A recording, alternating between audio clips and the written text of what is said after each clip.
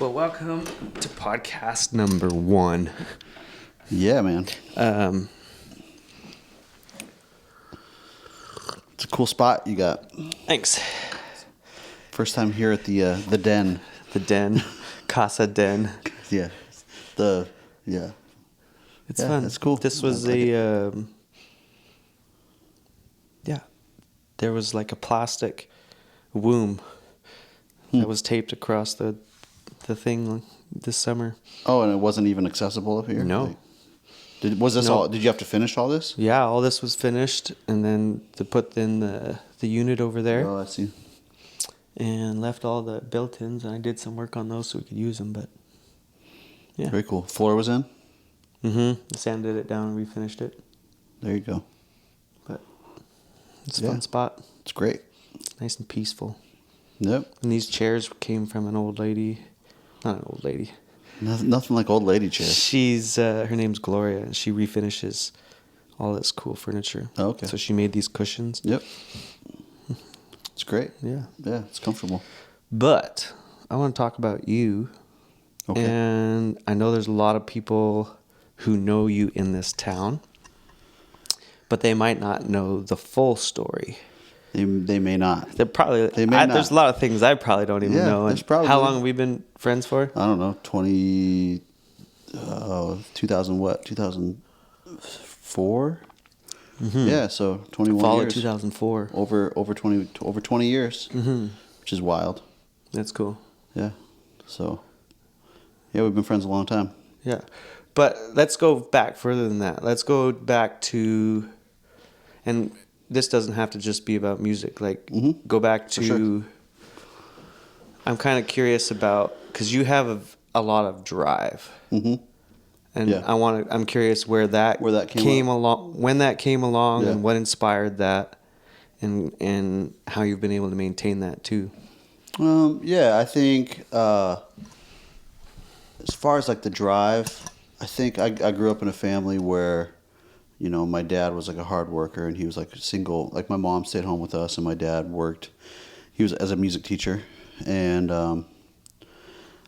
you know, I don't really know what was the impetus behind it all, but like I picked things that I enjoyed really early in life, and then never really thought about anything else. So, I mean, I started playing drums. My dad was a band director, so like the drums were set up in the band room when I'd go visit him from the time I was 2-3 years old, and I would just be like, oh, there's something to go play, and I'd go play them, and I never even thought of anything else. And then I got into sports at a really young age, whether it was like basketball or baseball, and just loved it. And I guess maybe I got lucky because I just picked things that I loved and just stuck with it. And so the reason I share that is because part of like my drive came from just little things that like I'd learn developing like what I call my first set of skills. Right now, like we're older, and like I teach my own students now, and I encourage them. I'm like, they're learning their first set of skills, whether it's like violin or drums or guitar or, you know, becoming math whizzes or whatever it is. Right. They're learning that first set of things. They're learning how to learn for the first time.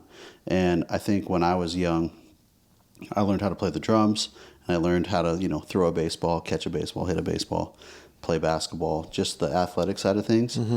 And some of the things that like I took away at a young age was like, I'm not just going to be good at this stuff.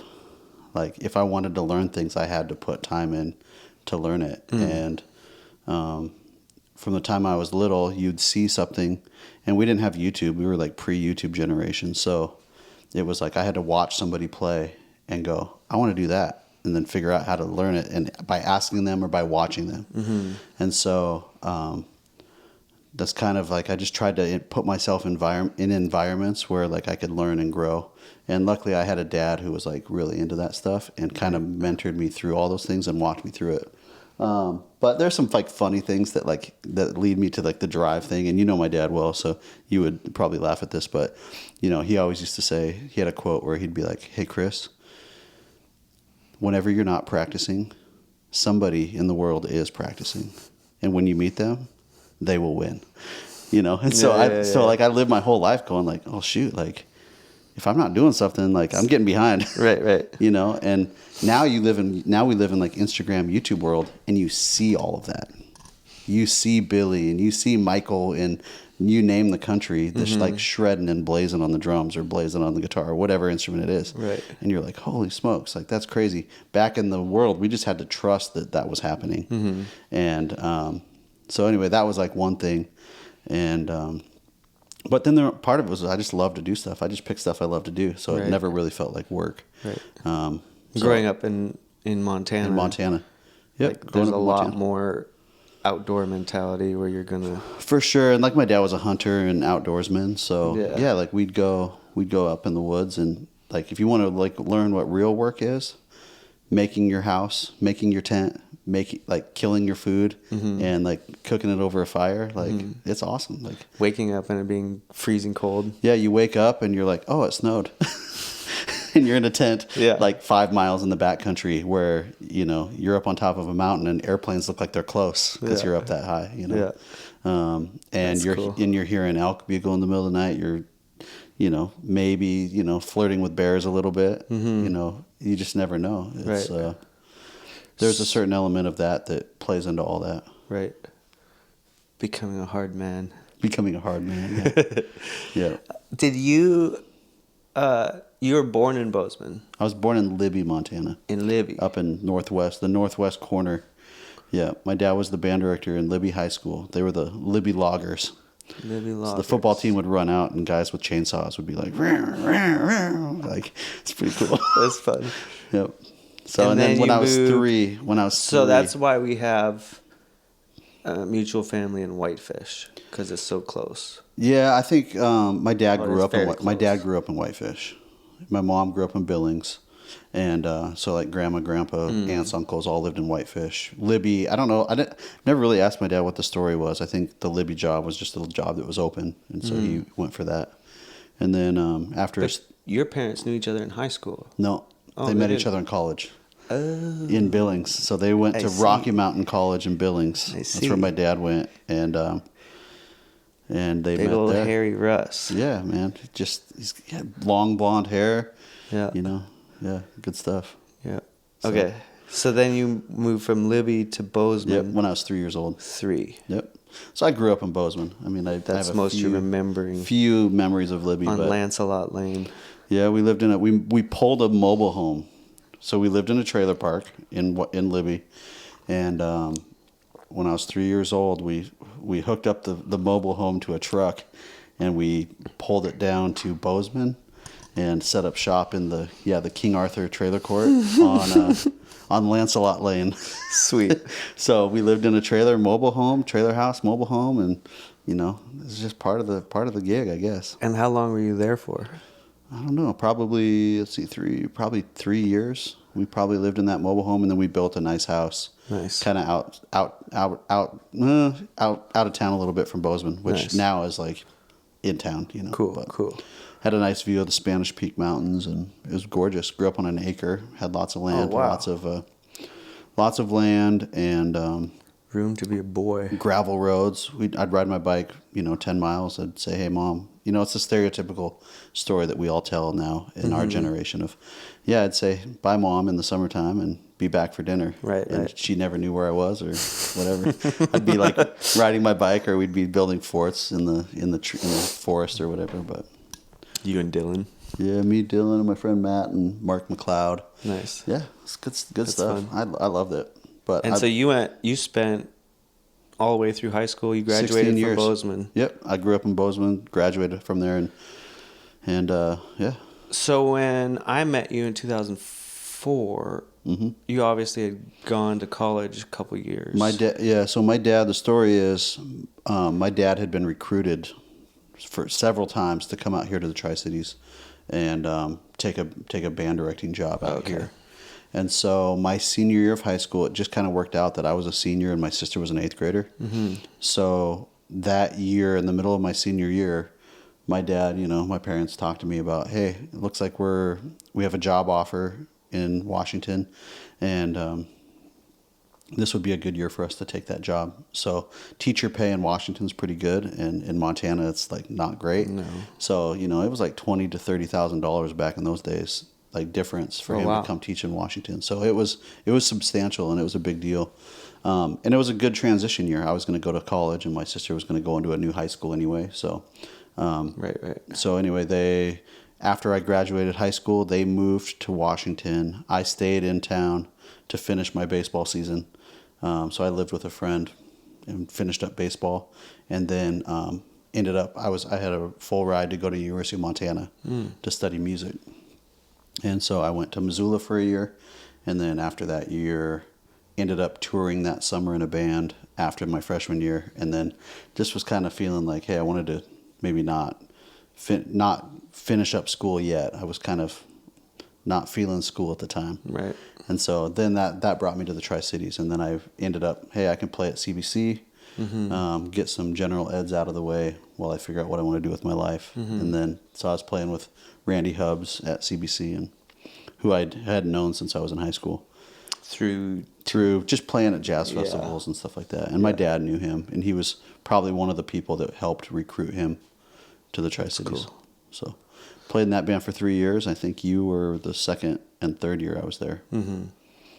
You were there 1 year before me. 2000. I was there 2003. Yeah, so I did Montana was 2002, 2003, and then my first year at CBC was 03, 04. Yeah. And then we were 4 or 5. 04, 05. Yep. Cool. I was thinking these festivals were kind of like the YouTube. Like it was kind of the place where you can see like, oh, this other kid's people doing that. Oh, like sure. There's one piano player from the West Side. I forget his name. He was a monster though. Yep. And so we were like, oh, he's younger than me, and he can play all these licks and all this shit. And I just think it was funny how but now because you can just go on and get inspired and find whatever you want. You can get inspired or discouraged. Well, yeah, whatever you want to do. However you want to do it. Yeah. I want to go back to high school. Yeah. And kind of when you started to figure out, okay, music, this is a... When did the teaching... Obviously, it's what you saw and what you grew up, you're seeing your dad and both your parents do, really. Yep, for sure. And so was that just something that you were kind of like, well, I can do this? Or is something that you were at a moment you were like, wow, this is really cool. I want to invest my time. No, it was not that at all. It was, I never thought, when I was in high school, the thought of teaching was never even remotely part of my thought process. You wanted to play baseball? I think, yeah. Like when I was, I'd say from the time I was like, let's see. When I was in 6th grade, when I was 12 years old, I kind of became good at baseball. Yeah. And part of it was like I just practiced more than everybody else, and that was part of the music thing, like I talked about, at the beginning. I figured out that I could do baseball the same way I did drumming, and it was like, oh, I should practice, and I can learn, and I can, go throw every day with my dad. There it is, though. That at a young age, you had something that you were able to see progression in getting better at, and so you could anchor that feeling into other things. And, that's huge. And I could do that with things that I liked. And that was the key. I couldn't do that with like math, for example, or science. Like I struggled with that stuff, but the things that I wanted to do well in, like I could figure it out. And I think with like music and athletics, there's extrinsic and intrinsic rewards associated with that. Like it's fun to be good. Like period. It is so fun to be good. We have a quote that we always say, and I think it probably came from my dad, but it's good to have fun, but it's more fun to be good. Like I've lived that my whole life, and not because it's like a clever little saying, but because I've lived it. Like I know what it's like to get up there and like pitch an inning and walk 5 guys and, get pulled out of the baseball game because I can't get anybody out. Like that doesn't feel good. Right. Nobody likes that. Right. Or, hey, I strike out every time I go up to the plate. That's not fun. Right. Right. And like a lot of people, that's their experience. And then I would just tell them, like as a teacher now, like let's find the thing that you let's find the thing that you have like your giftings in and that you enjoy doing and like where you want to put the time in to become good at those things. Like let's find that together. Right. So I had that from a young age. When I was like in 6th grade, we lived in Seattle, and I didn't have school till like 9:30 in the morning. And so my dad and I would go practice baseball every morning before school. Oh, cool. So we'd go to like the baseball field like behind our apartment, and I'd pitch and I'd hit, and we'd just like work out. And then pretty soon like the baseball season started, and it was just like, oh, this is different. You know, and that was, I should say, that was while my dad was working on his doctorate. So we lived in Seattle for 1 year, and I had a really successful year that year. I made it was the first time I made All-Stars, and I was like the top pitcher in the entire league. Oh, cool. And yeah, it was cool. And then I moved back to Bozeman, and like people knew me in Bozeman, but like I came back and I was like a different animal. Like I was mowing everybody down, you know, like pitching wise. And I came back, and like all my friends were like, "What happened to you?" In 7th grade. I came back in 7th grade, and it was like a different ball game. Yeah. And I like made All-Stars every year from that. I like made the varsity baseball team as a sophomore. And part of like what you were asking before is like my mindset was like, here I am as like a freshman and sophomore in high school, and like in baseball they have this thing called projectability. And projectability is like when pro scouts or college scouts, they like look at young kids, they do what's called a projection. So they project where you're going to be in 3, 4, 5 years. And so they can start planning like, hey, this year we need to be looking out for this kid. We need to be looking out for that kid. And so like back in those days, like I was talking to pro scouts as like a freshman and sophomore in high school. Oh, wow. And doing like I'd go to like these pro tryouts. You get invitations to go work out for like the Colorado Rockies or the Texas Rangers or Kansas City Royals, whoever it is. And you know, you throw for them and all this stuff, and then you fill out these little questionnaires. And on the questionnaires, stuff like, hey, how tall is your dad? You know. And so I was like 5'8", 5'9", and I was throwing really hard. Like for like a freshman, I was throwing like in the 80s as like a freshman, sophomore, and just kind of dominating. And I'd have games where I'd throw 5 innings and strike out. I'd throw 5 innings. Yeah, I'd throw 5 innings and have like 14 strikeouts.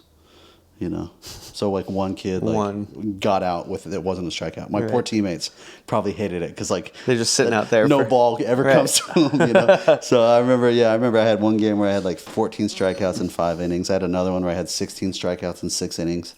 Like that's fun. It was fun as a pitcher. It was fun. At that moment, are you kind of like on this autopilot where you're just in total command and you can kind of see and like your intuition is tuned you know how to there's an art form. You've studied the cat in front of you too, obviously.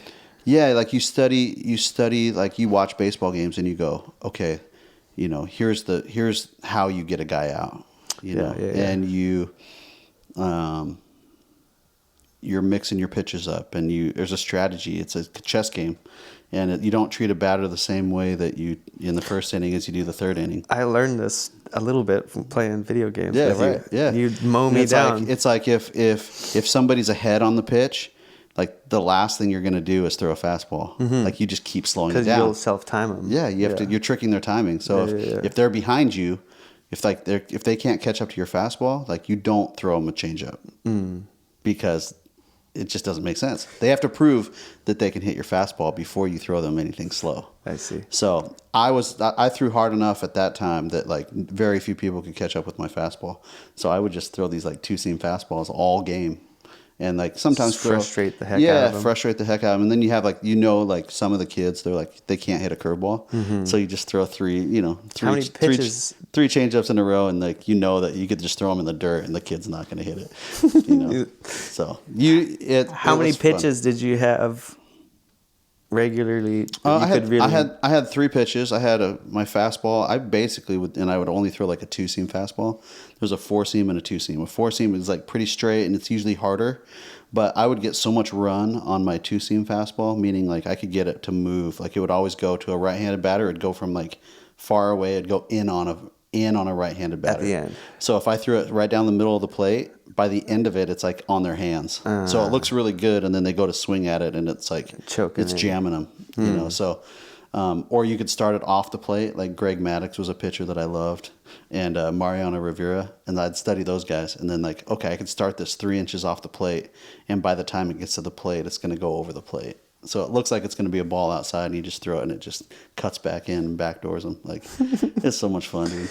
Were there certain umpires that you like? Did you figure those guys out too? And knew, okay, I can get away with this. Yeah, like I can't push the window with this guy. There's this guy. He'll always give me 2 or 3 inches outside on the outside plate. Like, that was the best, because I knew it was going to be a good day, because I could just go boom, boom, just plaster the outside corner. And then by the time the kid starts leaning, because he's like, oh, here comes the outside corner, then you just bust him in on the hands, and you can't. There's no hope. So was there ever a moment, like, okay, first time up in the game, you've never seen this umpire? Yeah. Did you ever think about, okay, I'm going to see if I can widen my strike zone? That's what you do. Or shorten it up. Yep. Because then he has to stick with that for the rest of the game, theoretically, right? Yeah, and, you know, umpires are always, you know, they have their moments, right? So, yeah, like in the beginning of the game, you test out the umpire. And sometimes the same umpire will be feeling a different way. Sure. So you're like, man, last game you were giving me that. Interesting. But the way you do that is you get ahead in the count. So if I could get 0-2 or 1-2, like 1 ball, 2 strikes, then you have like 3 pitches to waste. So then that's when like the catcher sets up like 2 inches off the outside corner of the plate. Because if you have 0-2 count, you never want to throw it over the plate. Because at that point, the batters has all the lever, they have all the pressure on them. Right. I have 0 pressure. Right. If I'm up 0-2, then I'll throw either one of 2 pitches. I'll throw a fastball on the outside corner 3 inches off the plate or 4 inches off the plate. And the batter's just trying to hang on for dear life, so a lot of times they swing at it. But the pitch that always works, no matter what, is to throw a high fastball right at their chest, like chest level, because that ball coming in, looks huge. It looks so big because it's right at your eye level. So they just throw like a 2-seam fastball like right at their chest, and nobody could ever catch up to it. So anyway, that's the trick. That's cool. And it's fun because in the major leagues right now, like everybody I'd say for a while, like watching the majors, like everybody was like pitching down, like low pitches, like pitch low, keep the ball down, because people would, if you elevate a ball, like people can hit it out, but like that's if you don't elevate it enough. Right. So what's fun now is there's some pitchers out here that don't even throw that hard in the majors, but they're having a lot of success like throwing the upper side of the strike zone. That's cool. Which is cool because like no matter what, even to a pro, that pitch at your chest level, it's hard to get on top of that. That's cool. And with all these guys like swinging up on pitches now, trying to hit home runs, like you get a ton of pop-ups. So it's kind of fun to watch that. But I spent years nerding out about this stuff. Yeah. And that's fun. It's not an area that I revisit often. You know, but I have all this experience from my childhood. Well, and as your boys, if they get interested in it, you'll be able to pull back, for sure, pull into that again. That's cool. But it was fun, man. It was good memories. Yeah. You know, so I did have part of the other part of the story is, you know, I had to make a choice when I was in high school. Do I do music or do I do baseball? I could have done either one. And I think had I maybe had a little bit better advice around me, this is part of that whole growing up in Montana, and you know, the internet wasn't really much of a thing. Right. I didn't really know that the offers that I got for baseball were actually pretty good offers. Like like in retrospect, I'm like, oh shoot, like I had one of the top junior colleges in the country like recruiting me. But to me, it was just like some school I've never heard of in Iowa or whatever. Right. But like that would have been a great opportunity. Right. Or like CBC here, CBC offered for me to walk on because I had come and I did a Phillies workout at CBC when I was in high school. Nice. And the CBC coaches were there, and they worked with me, and they worked me out too. So when I came back to CBC after my first year at Montana, the coach had invited me to walk onto the team, but and that was through Randy Hubbs because they were like workout buddies. Nice. And so they invited me to do that. And part of me, like, I don't really live with regrets, but that's one of them that I'm like, should have played at CBC. Could have, yeah. And then like our friend John Schlender was playing, like, like that would have been around those times too. I could have totally hopped on with that. But. Such babies, though. Yeah, that's crazy. Anyway, so when you went to CBC, you had laid down baseball. Yeah, or I guess after Montana. Yeah. That was a trip. And you were like, okay, music is the thing. Yeah, I followed the money. Was it teaching? Yeah, at that point, it was teaching because I was smart enough to know that like there's not really a music degree to get other than a teaching degree. Yeah. Like still to this day, nobody's ever asked me for my performance degree to play a gig. Yeah, for sure. Like that doesn't exist. And why go to school and pay all this money to get a performance degree? I was like, at least if I graduate school, like I'll have a piece of paper that, I could get hired and make $60,000 to $80,000. Right. Teaching if I needed it. Or my thought was like, hey, I could go live in Nashville or LA and I could student teach. Like I could make $100 a day every day subbing at some middle school in LA. Right. And then, I got booked for a gig. Okay, sweet. Yeah, I'm out of here. Make some day money. Yeah, just be like rent money, Right. So if I was going to do school, my goal in school was like treat it like I'm a performer, because I never really had the intention to teach, even while I was in school. Like even when I went back to finish, it was never I was going to go to grad school or I was going to go move to Nashville or LA or wherever and try to be a drummer. But life throws stuff at you, and sometimes what you want isn't necessarily what you want. Well, and what you want changes. For sure. Yep. If you're growing, then what you want will change. Yeah, for real. And things totally change. Yeah. And maybe the right situation comes available. And that's like, oh shoot, well, I never really thought of this, but like when I write it out on paper, like this looks like a really great opportunity. Yeah. And I mean, if you're gifted for teaching, it's a really noble endeavor. Like, I think back on all these cats that have been through your 11, 12 years of teaching 15. now? I mean, you're 15. I'm in year 15, dude. Yeah. Yeah. Holy smokes. I started in 2010 was my first. Okay. Yeah. And I can just think back on some of these people that I get to play with now and benefit from all your teaching. Yeah. Yeah, my friends and I, we laugh. I have this like note on my phone that's like, what are all like these like former Hanford grads doing, like musically? Yeah. And it's like I have like over 25 kids that are either teaching music or like in like music ed degrees right now. And then I have a whole list of kids that are living in Nashville playing, whether it's Gary Stivers or Lane King or Jack Tixon, or kids that are at schools learning to be songwriters or whatever. I got one kid who graduated and just like wrote and produced like a couple songs on Kendrick Lamar's new album down in LA. Like, cool. There's like, I'm just like, it's so fun to see these students, that you have a part in their development. Yeah. To like a huge influence. Like, just do like awesome stuff. Like, it's really cool. That's really cool. And that's something that like you don't necessarily get to right away. Like that's something that, as a first year teacher, you're not really thinking about that stuff. But like you're 10, you're 11, 12, 13, you're like, oh shoot, like you have this whole kind of wake behind you of like really cool stuff happening. That's cool. Yeah. And further down the road from that, 20, 25 years, if you're still teaching, like pulling in on these students who have maybe massive careers now. Yep, for sure. That you're like, hey, this is, check out this journey. Yeah, absolutely. And what's cool is like, this story, but like I still get to have a hand in some of those like students' careers, like, oh yeah, like Gary Stivers and Lane King, like they booked a tour this whole last summer with an artist based in Nashville because of our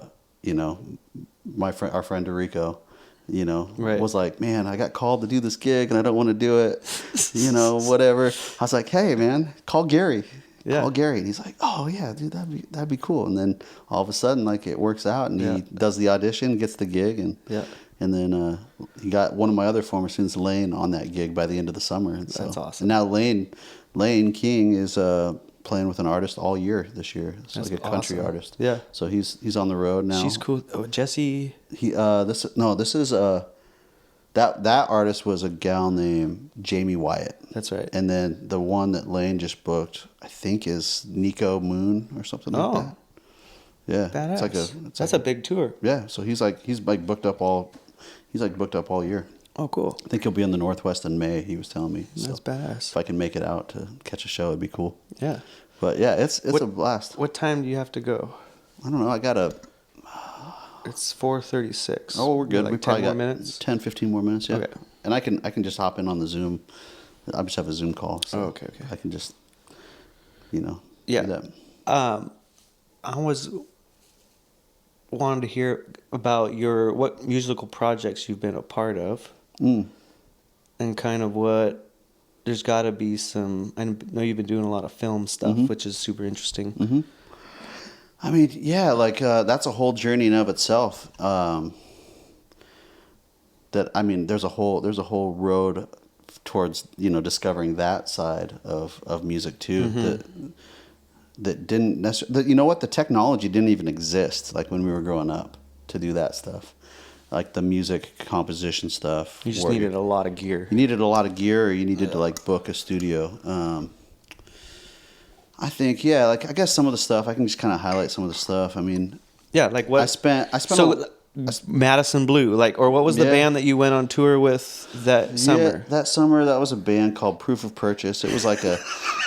This is why we're here. Yeah, this is that's funny. My friend Brad and I are still buddies, and he was the bass player. Of course, the drummers and bass players are always tight, but yeah, it was like a Christian praise and worship band. And we were based in Indiana, and our job was to like go around and do lead worship for like these various like summer camps and stuff like that. Okay. And we did a whole bunch of stuff, but we were basically. Was it paying anything? No, not really. Just the per diem. Just the. Yeah, basically. And just, I mean, it was like sleeping on floors and driving through the night. It's like, hey, I think we could just drive from Colorado Springs to Indianapolis. Like, I don't think we need to stop. Oh my God. It's like 24 hours in a van. I remember driving through St. Louis, and it was just like the heaviest downpour. It was like monsoon rains, and you can't see anything driving under the arch, right? You're like, oh, I guess this is what doing it is, right? Right. So there was that. I think you and I both, we kind of got hooked up with my friends from Montana. The Madison Blue. It was Fool's Hope. It was Fool's Hope to start, was the original name. And I think that was like some line from Lord of the Rings or something.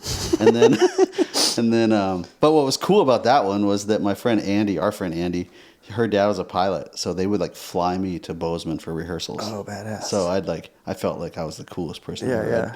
I'd fly to Bozeman and like rehearse, and then fly before home. Portland, they were all in Bozeman. Interesting. Yeah, and so that was fun, and then we did some tours. I actually did some tours. I remember I think I flew to Bozeman, and then we went on the road down to like Salt Lake City. Totally forgot about this, and we toured with a band called like Sitzer. That was based in like Spokane, I think. They were all Whitworth people. Okay. And then we met our good friend on that tour because he was also on that tour, Matt Ridenauer. Oh. So Matt Ridenauer from Coeur d'Alene was on that gig, and he was like one of the most killing songwriters, fingerstyle guitar player dudes I'd ever seen at that time. And he had a bass player with him named Jacob Johnson. And they were awesome. I loved watching them every night, and I loved hanging out with them every night. And that's cool. Those are guys I'm still friends with to these days. And I still love like checking in with those guys and listening to them play and all that stuff. So I did that band, and then you kind of came on board with that when they moved to Portland, and we played all around Washington and played a gig at Nike headquarters. They paid us paid in shoes. Yeah. We don't. Yeah, and then I went off to school. Such a sweet deal. Yeah, and then I went off to they made so much money off of us.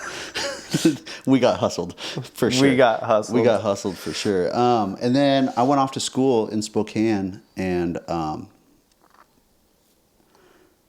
I was finishing my degree in Spokane, got hooked up with like the Milonga guys, Nick Vigil, and I went to school with all the horn players. And the other part of that too was that you were a part of this too. Is we met Eddie Ramirez because Eddie Ramirez was on a tour and came by the church that we were both kind of hanging out at. That's right. And we met Eddie and we're like, man, he sounds like Israel Houghton. And he's like, I used to tour with Israel Houghton.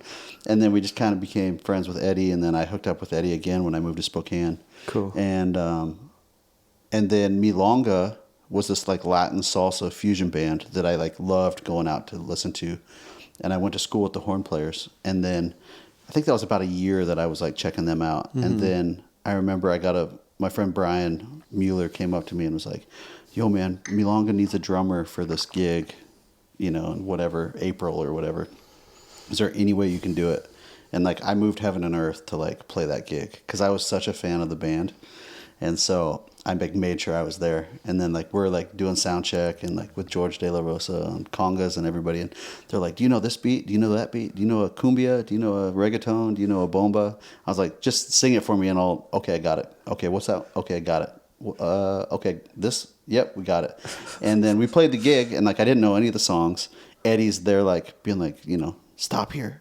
Okay, play again, It's just like hanging on for dear life. Yeah. But then after that gig, Nick was like, yo, man, you want to play more gigs? And like I played in that band for like 12 years from that point on. Oh, wow. Yeah, 10 probably about 10, 11 years in that band. And, we played all over, opened for a bunch of big names and had some great experiences. I got to go back to my hometown and play like the big festival, the Sweet Pea Festival in Bozeman. Badass. What year was that? That was 2012 because Wendy and I just gotten married, and it was my 10-year.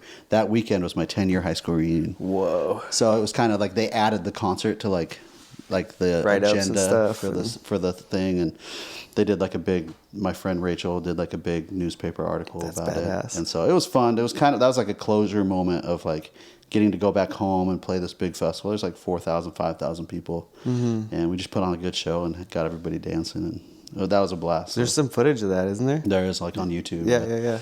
So that was cool, Milonga. And then I'd play like with random stuff. You and I played a lot of just, like we were joking the other day about, like, remember when we'd go play for free? We'd drive all the way to Portland and I'd play cajon and you'd play piano for like a 30-minute gig in Portland for free or whatever. Yeah. But man, those are the days. I never regret any of that, and I enjoyed every moment of that stuff. And that's fun. And then what else? We started our own band. We're kind of going through like the live music stuff, but started our own band. And dude, not playing much now, but I'm like really proud of like the records that we did. I am too. Like they're stuff that we'll have forever. Yeah. And I'm really grateful for that. And it's all our best friends. It's Eddie and you and Tim Zeiler, another former student, and Luke Basil was a part of that, but my wife, Wendy. But now, man, I got 3 kids, and I'm tired, and I'm older, and I love golfing. And so now kind of the projects revolve around kind of music production and composition and writing soundtracks or underscoring for live theater. And then I have my own projects that it's kind of, I've always just sat down and it's been like an escape for me to sit down and just write whatever I'm feeling. And, I think during the pandemic, it really started because I'd sit down and I'd write just because I had time to. Mm-hmm. And pretty soon before you know it, you got 20 songs sitting there. And you're like, what am I doing with this? Cool. I should just put it out. It's not doing any, I always say that doesn't do any good sitting on a Dropbox folder. Right. So I was like, let's just put it out. And that kind of was like a springboard for kind of some creative outlet for me. And you start doing that long enough, people start paying you to do it. So you get better at it too. You get better at it too. Yeah. And so how can people find like this instrumental? They just look on, it's just like Spotify or iTunes or Apple Music. Do you have Chris Newbury. YouTube? Yeah, you can find it on YouTube. Yeah, it's all there. And then my cousin and I have a. But it's called Elk Camp Music. Well, that's just the project I do with my cousin Jesse, who's the Montana cellist. Mm-hmm. On YouTube. On YouTube, and he and I have projects. We literally have a project coming out Friday night. Next Friday. This Friday, the 20th. 21st. 21st. 21st. I think it'll come out the 21st. It's called Music for a Broken World. Okay. And we just thought, hey, what would it be like to just write some music to like acknowledge that, life isn't always easy, and it's not always great. Sometimes it is, but just to write some music that kind of is inspired by the thought that like people need healing. People need joy. People need peace. People need all this kind of stuff. So I think there's like 14 tracks. We ended up doing like 7 just improvisations. Oh, cool. So, and it's funny because I like play piano and all this stuff. So I'm no Frazer Wambeck, but like, he and I will sit down and we'll just meander our way through modes, or we'll pick a key and play, or not pick a key and just play, and just use the moment as the inspiration. Nice. And not really edit anything. I mean, it's all pretty easy, straight. It's all just whatever it ended up being is what it was. That's cool. And so some of them I craft them, and I may come up with something and be like, this would be a good fit for that.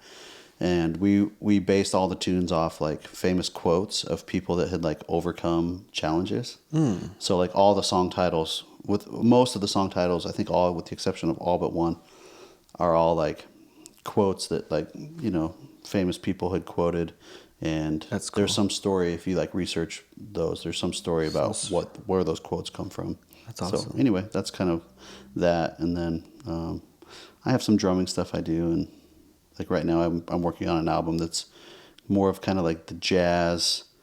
It's like I'm playing live drum set, I'm playing live kit, but it might be like piano, bass, and drums. Nice. I was like really inspired by Tori Amos, Wendy's like favorite artist, and we went and saw her down in Atlanta, and Ash Sohn was playing drums, and everything is just like with like bass, drums, and piano, as you know, there's like so much, like there can be a lot of space. And so there's something cool just about like,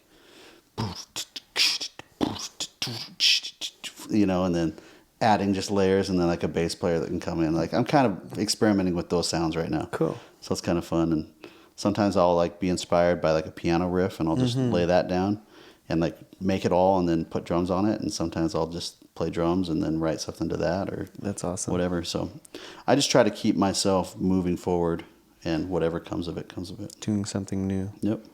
Awesome. Well, I'm sure we'll do this again. Yeah, let's do it. It's a good spot to end, I think, for the first one. But absolutely.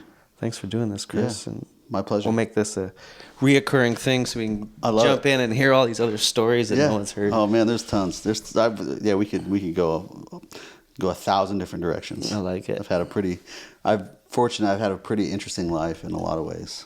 Could do a whole conversation about the craziest places in the world we've all been. Oh, let's do it. Like that'd be a fun one too. But I like it. Well, thank you. I appreciate you, man, and good. This is cool. This will be a fun journey to watch you go on, and fun place for conversation and yep, sharing stories about people that we know that well, but maybe don't know that well. Don't know the whole story. Yeah. What's that guy's name? Paul, whatever. The rest of the story. There's like that old. You ever know about that? Oh, what's the guy's name? Paul Harvey. Paul Harvey. You ever heard this? Like this radio guy, and he would like tell something.